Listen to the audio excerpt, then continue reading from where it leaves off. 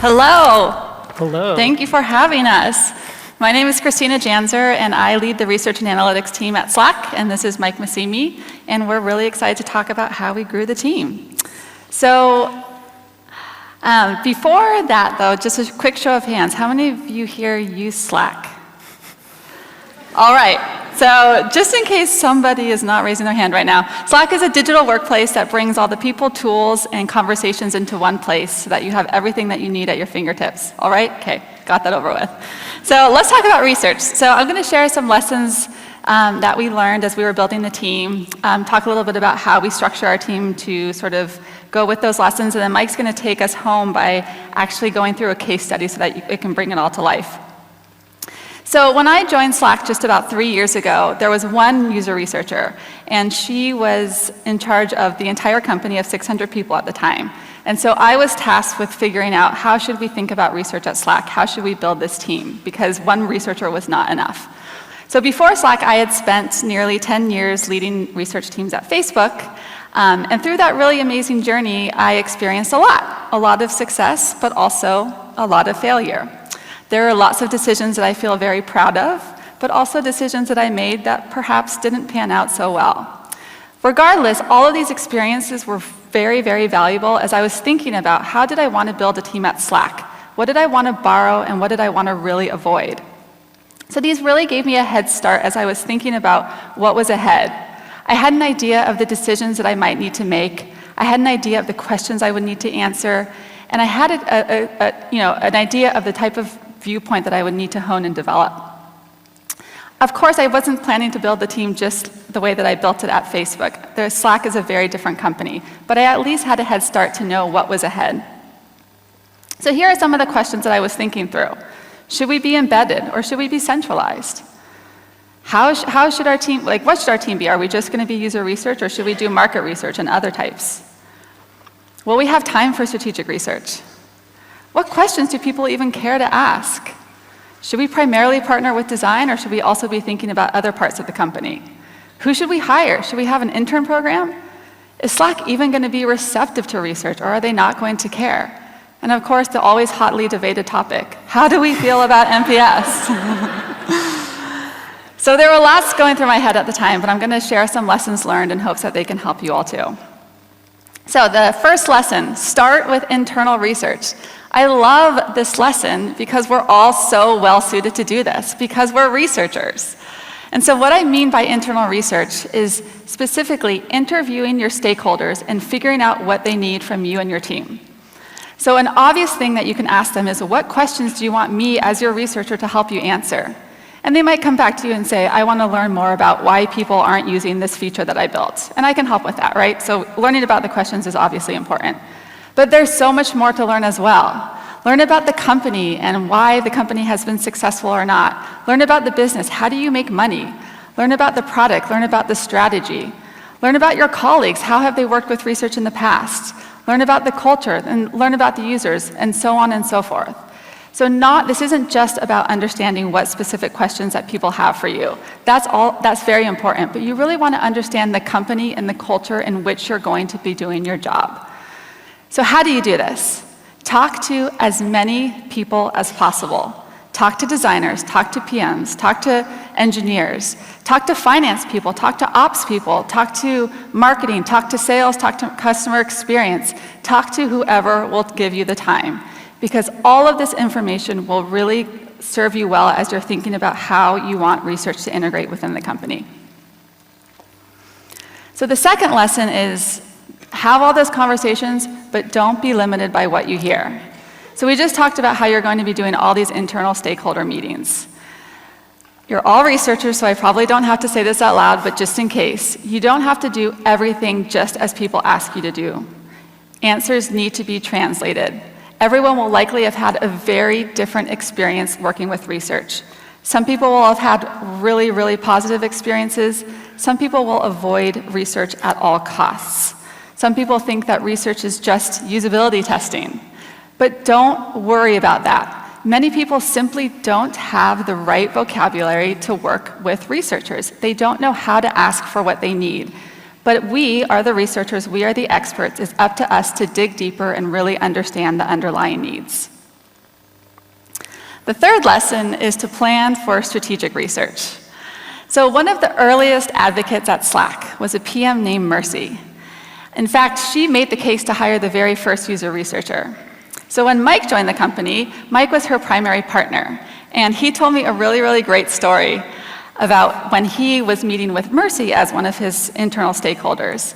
He asked her how she would describe the ideal relationship with research. And she used her love of Dungeons and Dragons and Lord of the Rings to give us a great answer. She said, "I think of the development team as a group traveling through a dangerous forest trying to reach the other side. While I'm tending to everyone at camp, I need an elven ranger to scout ahead and make sure that we know where we're going and we understand the dangers that lie ahead." So we get to be the elven rangers. So it's very tempting to stay at camp and to help the people with what they're trying to do that day, to help them clear the brush right in front of them. But it's equally important for researchers to have a degree of freedom and autonomy so that we can roam and scout ahead. Now, sometimes people like Mercy will ask us to do this. They'll ask us to do that foundational and strategic research, and that's great. But sometimes people will really ask us just to do the usability testing. It doesn't matter. We're researchers. It's our responsibility to scout ahead and to see what is in the future. If we don't do that, who is? The next lesson, lesson number 4, work broadly. So I think as user researchers, we're very used to working with product and design, and that's great. Let's continue working with those usual suspects. But we can't forget about the hidden figures. There are so many other parts in an organization that can help influence that we can help influence as user researchers.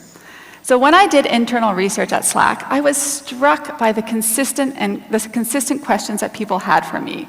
Whether they were in sales, in product, in finance, in operations, they all really wanted to understand the same things. Now, of course, their motivation was a little bit different for asking those questions, but there was a lot of consistency in what they cared about. As an example, a lot of people wanted to know, why do people love Slack? What can we make better about their Slack experience? Product wanted to know so that they could actually change the product and to address those concerns. Sales people wanted to know because then they could use that messaging as they're trying to help new customers use Slack. So the questions were the same even though the use cases were quite different. In addition to having our research be much more influential, which of course, who doesn't want their research to be more broadly influential? We've also found that those groups are really excited to help us. So working with internal communications as an example, they've given us such a broad platform to share the results of the research that we do. They're often tapping us to speak at all hands meetings because they know that the work that we've done could be really important for lots of people to see. Similarly, PR is so excited about taking our messages and sharing them with the public. Similarly, they've asked us to help ghostwrite a lot of executive speeches because we're the ones that really understand our customers and the way that they're getting value from Slack. And then finally, sales and customer support have have developed a really great partnership with us. They're always looking for ways to better support their customers, and they're always looking for stories of people's use of Slack. And one of the great things about working with customer success is when you share a finding with an engineer or a product team, it can take a while sometimes for them to really implement what you say, whether that's by building a new product or by fixing a usability issue. But when you share the same results with customer success managers, they can start using that research that very next day when they're talking to customers and helping them use Slack better. The fifth and final lesson is to take the time to properly roadmap. So I truly believe that taking a little bit more time up front can have a lot of rewards over time. So everything I talked about before, doing internal research, talking to as many stakeholders as possible, making sure that your work is as broadly impactful, all of this leads to the roadmap. It can be so easy to get stuck in the day-to-day and respond to whatever your team is asking for at that very moment. When someone comes to you with a question, you want to help, of course, and there's a lot of value to that. But when 6 months go by, ask yourselves, will you be happy with the progress that I've made? And will I have really answered the most important questions that I could have? Because people will always ask you what's on their mind today, but it's your job as researchers to scout ahead and to make sure that you get ahead of the most important questions, the questions that your stakeholders might not even know to ask yet. Remember, you're the ones that did all the internal research. You're the ones that know the company really well because you took all that time to understand. You are the experts. So it's all on us to really scout ahead and figure out where the company is going and what we need to learn in order to get there. So given all those lessons, I want to share just a little bit about how we structured the team. I could talk about this for hours. I'm going to talk about it for about 2 minutes, so it'll be super high level. So the research and analytics team is actually comprised of 5 different subgroups. So there's market research, quantitative research, product analytics, operations, and product research or user research.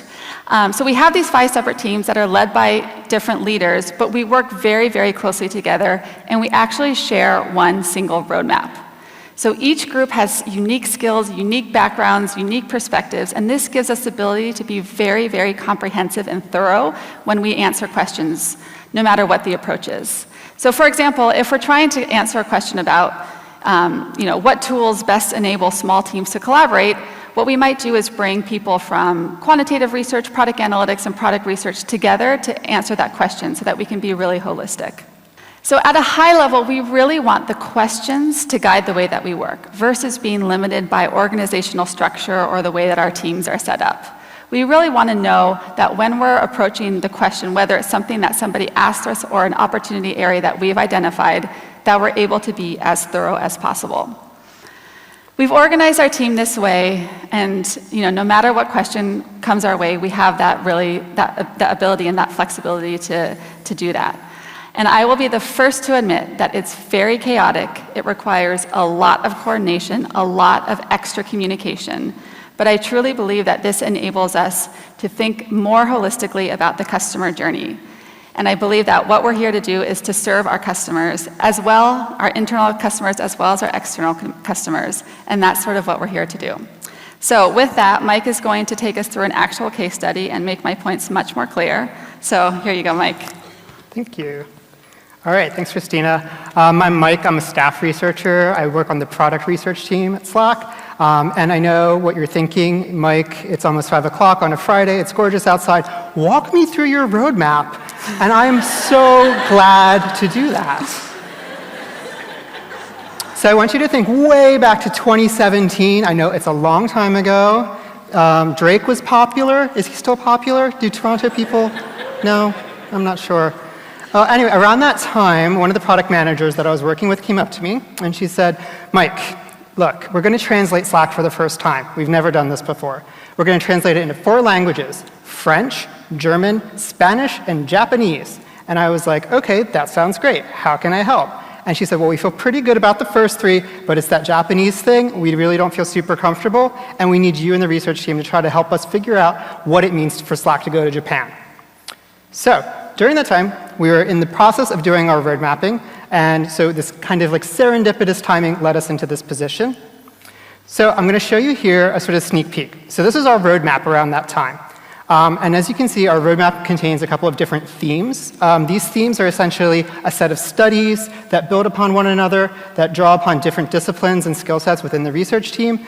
And those themes are used in order to help us organize our studies, but also each one has a point of contact, an owner. And that person helps to oversee the different studies that are occurring and acts as almost like a representative or ambassador to the rest of the company when communicating out the kinds of things that are happening there. And so I was the researcher in charge of the internationalization effort. And as you can see, we have some other stuff here about new users and developers and admins too. They're all going to become somewhat relevant later. So you'll see how we roadmap together. So by the end of the process, we arrive at this set of studies. This is a bit of a spoiler, but we'll show you how we got here. So you can see I'm doing analytics, I've got field work, I've got usability testing, I've got a survey in here, I've got 6 months of work all lined up ahead of me, and I'll show you a little bit about how we get to this point. So there's 8 steps in this arbitrary process, but the first one is to gather your team. Get everybody together, and then send them off to the 4 corners of your company. Get them to talk to everybody that they can, whether it's the relationships that they already have with existing stakeholders, or whether it's forging new relationships with people that you normally don't talk to, like that person in internal communications, perhaps. So after we did this, this is a very kind of like specific set of things that people have asked us about, right? So these are requests from all different parts of the company. And what you might notice here is that I put a beautiful red arrow there next to the research one because we consider our own team as just as legitimate an organization that requires information as every other one. We're not just a service organization to the rest of them. So we will do our research that helps our own team as well. So I just want to walk through this. So like I got a huge list of questions here. What goes through your mind, right? So the first thing I want to do is I want to think about what are the kinds of questions that people are asking me, right? There's so many of them. Are there certain ways that I can think about these questions that's going to help me make sense of what this entire company is trying to get me to do? So some of these are super specific. Those are in red. And some of them are super duper broad, like in blue. My favorite one, I think, is the one from the executives who just said, like, what are the unknown unknowns? And I was like, oh, yeah, get right on that, boss. So, sure. Then we go, and I'm looking at this again, and I'm like, all right, I know I'm going to need to talk to some people, but are there any sort of like specialized kinds of recruits that I'm going to need? So you'll see here, there's one here from developer relations who asked us, do the APIs work despite the network delays that they might encounter in Japan? So that's pretty specific, and we need to talk to developers, people who develop applications that run on top of Slack, in order to answer that kind of question. Likewise, from sales, we had this question, what do companies in Japan think about when they buy software? I don't know, but I'm going to try to find out by talking to some people who've purchased software in Japan. Those are specialized recruits. I'm also looking here for like twists on things that we already know. We've done plenty of research already, and a lot of the stuff that we've got is kind of known, but what my stakeholders are asking me is like, yeah, but what's different about Japan, right? Like, what's the twist here? So I try to look at those things, and then I think to myself, like, what is it that I already know, and how can I use that to help frame this question, and to think about any studies that I'm going to have to run. Then I look for questions that demand scale. Obviously, not everything is going to be answerable through a small-scale kind of study, like an interview or field work. So I'm looking for things here that are going to require like thousands of responses or thousands of data points. And then I like to think about questions that are close to the interface. So these are the kinds of things where it's like, I'm going to need to sit somebody down in front of Slack in English and watch this Japanese person struggle to figure out what to do with it. So that's the only way I'm going to learn those things. But then there's a lot of like different levels of analysis or different kinds of like ways of thinking about the data that I want to look at that are further away. So for example, we might have some questions about what's going on in people's heads. We might have some questions about what's going on in their workplace. We might have some questions about their company. We might have questions about the entire market, or we might even have questions about the entire country of Japan and how it relates to other countries. So these different levels of analysis further away from the interface are something that I'm also thinking about at this point. So looking across all of these questions, you can see that clearly we can design a simple study to answer all of them, right? Like, who doesn't know how to design a study that tells me what font I should use, but is at the same time able to tell me whether like people in Japan like Slack 10 points more than people in Brazil? Like, it doesn't make any sense. So we know that this can't happen in one study, and we know that we need to figure out a way to make it happen. So this can be a bit daunting. And so now what I would like for you to experience is the horror that is my head. Okay, so at this point in the road mapping process, I'm thinking to myself something like this. Oh man, I should not have stopped taking Japanese lessons in college. Ike-san, my instructor, he was right. I should have stuck around for 301. I shouldn't have taken that psych course. Oh man, wait, does this mean I get to go to Japan? I've never been to Japan. Well, that'll be cool, but wait, oh no, this is the first time we've done international research at this company, and I've never done international research at any company, but oh, if I screw this up, oh man, this is going to be bad. People are going to think researchers are terrible, they're going to think I'm terrible, I'm probably going to get fired, but you know what I'm going to need is reimbursement swag. So let me get some socks. How many socks can I fit into a carry-on on Air Japan? And at that point, I kind of like slapped myself out of it, and I was like, whoa. Okay, I need to calm down, and I need to slow down. So when you have this many things in your head, it's pretty easy to go straight for the socks and the swag, because that seems like a real achievable thing you can do. But what you want to do is like focus on the big picture again. And the best way to do this is to have a buddy, have a team around you who can help you do that.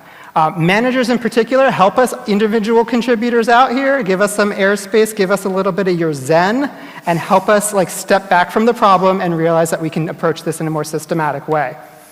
It's also really important that you're able to get information from people who might have gone through it before. Like I had never done international research before, and I knew that I needed to reach out to some people who had in order to learn how to do that. And that's what this kind of community is great for, right? It's also really tempting at this point in time when you've got an excited PM sitting by your desk to just like overcommit, to want to do everything right away. And that excitement's awesome, but it's also temporary. So you got to like make sure like they're not thinking about the 6-month roadmap here. They're thinking about how cool it's going to be. So it's really important to remember the difference between a request from a stakeholder and a research question, because those are not the same thing. What you'll see is a lot of requests from stakeholders, but in reality, they're usually just like 3 or 4 real research questions in there, and then there's just like variations on a theme. So I'm going to talk about these 2 steps, which I'm going to do kind of together. The first one here is to identify the obvious methods, and ignore reality for now. Don't worry, it comes back. Step 4 is going to be to map questions to the existing methods that we've already identified, and then just keep doing that until all the questions that we've gotten from the company kind of have a home. So you'll see what this looks like. So I'm going back to that beautiful list, so many colors, and I'm looking for things that stand out as something like, this is totally an obvious thing that's going to need that kind of study. Has anybody got a guess? What's that, usability testing? Yeah, I know, right? So as soon as you see the word usability problems or like what font should we use, it's like, yeah, that's going to probably be a usability test. So I'm sure you noticed that one right away. I'm going to take that and I'm going to start to keep what I call just like a methods list and put it there. Bang, usability testing, #1, user researchers, we love it, we're safe. This is wonderful, this is where we live. Now, I'm going to come back to the list again. I'm seeing 2 questions here. The first one I want to look at is the one at the bottom here, which is like, how do we position ourselves in the Japanese market? Well, the way to do that is probably by talking to people who like know things about the Japanese market. So that's probably some kind of interview maybe, or some kind of discussion where I can get at their thought processes. And then it also looks like for this one up here about the software purchasers, what do companies in Japan think about when they buy software? Well, that's probably something I could also ask those people. So it's probably going to be part of that same study. So I know that usability testing is probably not the time or place to ask those people about purchasing software in Japan, so I'm adding a second method here. Let's put some interviews in. Are they going to end up as interviews? Maybe not, but I'm just doing this for now. So I'll put that there and just move on from that. Now, revisiting the list again, I have this beautiful unknown unknowns question, and so whenever somebody says like, what are the unknown unknowns, that's usually, like for me at least, like a red flag that it's like, oh, I'm probably going to need to do some field work. That's kind of the best way. Just get yourself in the middle of the action, see what happens. So I know that I'm probably going to need to do some field work for that one. And then if I'm trying to figure out this purple one, why might a Japanese organization have trouble setting up Slack? That's probably something I could also get from fieldwork, because if I'm going to visit a bunch of companies, that's a good chance to find out. So I come back, pop fieldwork on there to get my unknown unknowns out of there, and then we've got 3 methods. You with me so far? Cool. Okay, I know it's tedious, it's 5 o'clock, we're going to get through it. Okay, back to the list. Oh, those developers, man. So I need to ask them about APIs. Who doesn't love this, right? I can do an API thing in an interview, probably. That's what I'm thinking, and I've already got interviews written on my methods list. So bang, put it there, make a note, talk to them about the APIs. Great. Continuing. This question, how does Japan compare to other countries in terms of user sentiment and adoption? Well, I know for that one, I'm going to need to do some kind of large-scale comparison between Japan and other countries, and that's probably not something I'm going to be able to get out of an interview, a usability test, or field work, so I will probably need a survey. And there it goes, #4, survey. It's magic. Okay, this question here is kind of weird, okay? So I don't know if you've used mentions in Slack before, but one of the ways that we would identify if somebody has done a mention is we would look for spaces before and after the word. In Japanese, they don't really use spaces that much. So how do we actually do mentions in Japanese? 2 things here sprung to mind for me. The first was, well, I can definitely check on this in the usability test. This is a task that I can put right in my script. Cool. The second thing is, I'm wondering about mention usage in Japan and how that compares to other countries. Because if it's a problem, maybe they're not using it quite as frequently as we would expect. So I refined my usability test here with this mentions task. and then I add an analytics method. And this is the joy of working in the way that we do, is because we can say, hey, even though I'm not a data scientist, I know that I can rely on somebody on my team to help me out with this part of this process. So now returning to the original list, picking up some stragglers here, we've got this email response question. So do people expect a Japanese response to their emails? Probably yes, but I got to answer it anyway. So I know I can probably get this through something like an interview or a survey. And then the use cases question from product management, like what are the main use cases for Slack in Japan, and what are the must fixes that we need to do before we launch there? Those are things that I can probably also get from some of these existing methods, like the field work and the usability test and the interviews. So at this point, I'm coming back to my methods list, and I'm like, OK, this is kind of my annotated list. This looks pretty much comprehensive. I got everything kind of mapped to a question here. So now I need to think about what makes sense for ordering all of this. What can go first? What can go second? What, if I do early, will I get a bunch more benefit out of? So for the sake of clarity, I'm just going to hide some of the messy details, just write out some method names here. And I'm looking at this again. And the first thing I'm thinking is, like, what can I reorder or combine? Something that's going to help me do better work or get more bang for my buck. So starting off, I'm going to do the field work in Japan. I may as well do interviews while I'm there too, right? For the field work, I'm thinking I'll probably go visit a bunch of companies during the week, and in the evenings, we can talk to people in some other kind of method. Maybe what we could do, actually, is we could have people come from other companies that we didn't get a chance to talk to and have them talk to one another about what they're experiencing with Slack. So that diversity of company and role would be best expressed in something like maybe a focus group, right? So I'm going to change that to a focus group, and then, I know that if I'm going to Japan, I'll probably be there at least a week. And if I have two focus groups, one with software purchasers and one with developers, then I'll probably have some extra nights where I could do more focus groups. And this is where I'm thinking to the big company-wide roadmap, right? We know that new users and we know that admins are both of interest to the company. So what I'm going to do is I'm going to just say, you know what? I can be a good research buddy. I'm going to interview those people in my focus groups as well. So at the same time, I'm also thinking about the order still. If I do the fieldwork and focus groups first, that could really help me out in a number of different ways. It could help me generate better survey items. It could help me identify good tasks for usability tests. And I mean, if there's unknown unknowns out there, then this will help us get at them early. So I'm going to put that to the front. All right, now we're here. Stay with me. I know, Friday. Analytics is something that we have on this list at the bottom here, and I'm going to need a data scientist for that part. And anything that we do here is probably pretty unlikely to change while I'm out in the field. So if I know a lot about how people are using Slack from our analytics already before I go to Japan, that can help me out in a bunch of ways too. It could tell me what kinds of companies are probably interesting to talk to. It could help me understand what kinds of features I should test in my usability testing, and so on. So what I'm going to do here is I'm going to move analytics to the front, and it can proceed in parallel while I'm doing all these other things. So now I'm looking at it again, just double checking. Can I move the survey before the usability test? Maybe, maybe not. Actually, they can probably happen at about the same time. So I'll just leave it as is. So now that I've got that order down, reality is going to come crashing back in. And I'm going to start to think about what the timing is going to be like, who's going to do what are the resources. So for each of the studies, I'm asking myself, who is the right person to do this? It's not always me. How long might this study take? Can I get a lot more insight for just a little bit more effort?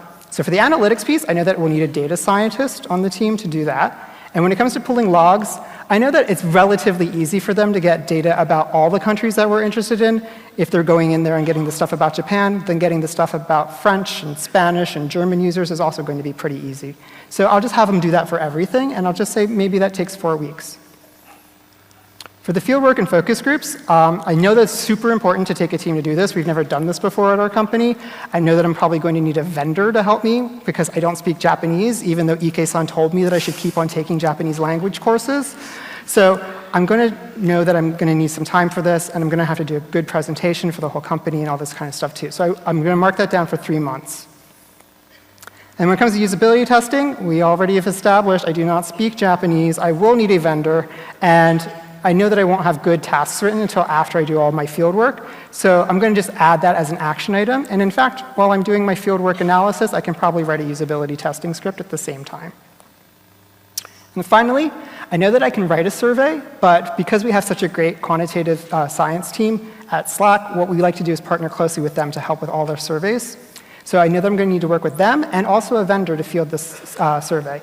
And we know that it can't just go to Japan because we need comparative data. It's going to need translation. It's going to need time to be out in the field and collect all that data. So I'm going to just say maybe it's about 8 weeks. So there. You guys remember this? Yeah, from the beginning? Yeah, it's still here. This is how it happened. So what I'm doing is I'm showing now like how some of these things can proceed in parallel. I'm thinking about the different stages in my study. So each of them is going to require a certain amount of time to plan or execute or to report. And I'm trying to get a sense of like, are some things really important to get the reporting right? Because it doesn't matter if you collected all the best data in the world if nobody is actually hearing it and using it. So with that all sorted out, the main thing that we need to do now is, as a company, we all get back together, and then we work with our stakeholders and sort of do a company-wide roadshow where we share out our entire roadmap. So again, just showing this kind of visualization, this is like what we show to our stakeholders, and we engage them in a conversation. And we say, okay, so like here's the requests that we heard. Here's how we think we're going to answer them. Here's the proposed studies. Here's the proposed timeline. Does this all look good to you? What do you think will happen if we don't do this? Does something need to change here? And through that process of negotiation, which can take a little bit, we end up with essentially a verbal contract, which is like if the research and analytics team runs off for 6 months and is able to really start executing on this stuff, then you agree that it's going to be useful and usable kinds of findings for you and your teams. And once we get agreement, it's basically just time to get to work. And we know what we're going to do for the next 6 months. So I can tell you a little bit about what happened in reality. So the process really ended up helping a lot. Like some of the tenets that Christina's outlined have like really evinced themselves in the way that the company used our research. So one of the first things we did was create a channel called research-I18N, which is just a way of abbreviating internationalization. And what we would do is we would live Slack essentially everything we were doing from the research side of things. When we were in Japan, we were live Slacking all night long, and people on the West Coast would wake up and have like this like list of things that they saw from our focus groups, where like people are drawing Slack as tofu. It was amazing. So it was like a channel that a lot of people loved. Even the CEO got in there and was talking to us throughout our entire trip. And then when all the subsequent studies happened, that's the same place. They all go in the same place. So we're able to keep our stakeholders engaged throughout the whole process and really bring them along with us. And then while the engineers were off making some improvements to the way that Slack works, like solving that mentions issue and adding a send button so that people in Japan don't accidentally send their messages too soon, which was a real concern, while they're doing all that, I'm off, presenting this kind of work to the rest of the company, showing people all the results of our field work. And on the right there, you can see some signage that we put into Shinagawa Station. That signage was the result of the survey. Some of the testing that we did there directly resulted in that. And then just to like get you to the unknown unknowns thing, one of the weirdest things that happened was that they were trying to find an office location. And so we were talking to facilities, and they were like, when you were there, where are the cool companies located? Like, what neighborhood in Tokyo is the cool one? And like, we kind of knew. And it was bizarre, but it worked. The coolest part of all that, too, is that a few months later, when our CEO was out there christening and opening the new office, he gave a speech. And guess who co-wrote that speech? This guy. So here's a recap. Maybe we just got lucky with the people that we work with at Slack. I definitely feel lucky. But we do think that this way of working can be replicated at all kinds of companies. Lots of them already have in their own ways. But because we took the time to really understand our company, to really understand the business, and because we're working with everybody at the company that we possibly can, we just like give ourselves such a leg up in the way that we do our research. We are able to do strategic research that's going to have a long shelf life. We can roadmap for 6 months at a time. And this is maybe a little bit different from other places that I've worked or I've heard of other people working, where researchers can kind of feel like they're just like shackled to a PM or a designer, and they don't really have a chance to roam free, right? So as we're adjourning this year's conference, I would implore all of you and challenge you to really embrace your inner elven rangers. While we should all be scouting ahead all the time to help our colleagues back at camp to make the best of the situations that they're in and to traverse this very, very treacherous forest and find all the treasure that might be hidden within it, I really think it's important that we kind of remember why we became researchers in the first place, too, which is for the adventure, right? Like, this should be fun. We should be, like, enjoying the freedom that we have to explore, that we get to discover cool new things about people. And the best part of all is that you get to meet some of the most wonderful and interesting people along the way. So thank you very much.